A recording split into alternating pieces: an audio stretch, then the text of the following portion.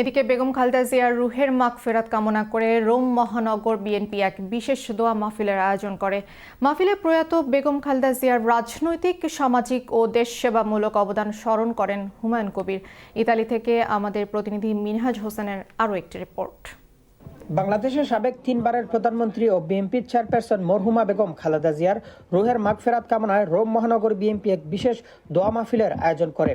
রোববার রাজধানী রোমের মক্কি মসজিদে আয়োজিত দোয়া মাহফিলে সংগঠনের সাবেক সভাপতি হুমায়ুন কবিরের সভাপতিত্বে ও সাবেক সাধারণ সম্পাদক কাজী আবুল বাশারের পরিচালনায় সংগঠনের নেতৃবৃন্দদের মধ্যে উপস্থিত ছিলেন সাবেক সহসভাপতি বিল্লাল হোসেন, মুজিবুর রহমান, বাদল মাস্টার, হাজী সেলিম ভুইয়া, শরীফুল ইসলাম মাঝি সহ সংগঠনের অন্যান্য নেতৃবৃন্দরা।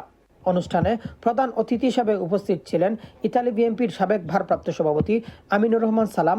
বিশেষ অতিথি হিসাবে আরও উপস্থিত ছিলেন ইতালি বিএনপির সাবেক সহসভাপতি মাইনুল আলম খুকন, মাসুম বিল্লাহ, সাবেক সিনিয়র যুগ্ম সাধারণ সম্পাদক শাহ মোহাম্মদ তৌহিদ কাদের, ইতালি যুবদলের ভারপ্রাপ্ত সভাপতি মাহমুদুল হাসান, সাধারণ সম্পাদক ওমর ফারুক সহ রোম মহানগর বিএনপি, স্বেচ্ছাসেবক দল, সিলেট বিভাগ জাতীয়তাবাদী forum, Zia cyber force, Barishal বিভাগ জাতীয়তাবাদী ফোরাম, বাংলাদেশ জাতীয়তাবাদী সাইবার ফোর্স সহ বিএনপির বিভিন্ন অঙ্গ সহযোগী সংগঠনের নেতাকর্মী সহ বিপুল সংখ্যক প্রবাসী বাংলাদেশি।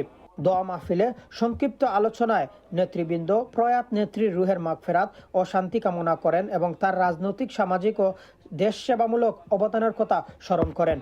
আমরা দোয়া করবো আগামী দিনের দেশ নায়ক আমাদের তারেক রহমানের জন্য দোয়া করবো আল্লাহ রাব্বুল আলামিন যেন তাকে নেখায়তে দুর্বল করে যেন আগামী দিনে দেশ পরিচালনা করার জন্য তাকে যেন আল্লাহ তৌফিক দান করে। আমি ছোটবেলা বাবা হারিয়েছি, এই জিয়া রহমানের ফ্যামিলিকে বাবার মতন মনে করেছি। আবার আমাকে আমার এক চাচা পালতো হাশেম মাওলানা, শুনতে পারছেন কয়েকদিন আগে ইন্তেকাল করেছেন, মানে একদিন পরেই। তার জন্য আমরা একটু দোয়া করবো, আপনারা সবাই ওনার জন্য বিশেষভাবে দোয়া করবেন। শেষে দোয়া মাহফিলে মরহুমা বেগম খালেদা জিয়া সহ জিয়াউর রহমান, আরাফাত রহমান খুকুর আত্মার শান্তি ও মাগফিরাত এবং তারেক রহমানের দীর্ঘায়ু ও সুস্থতা কামনা করে বিশেষ দোয়া মুনাজাত করা হয়। ইতালি থেকে Minhaj Hossain, channel S news.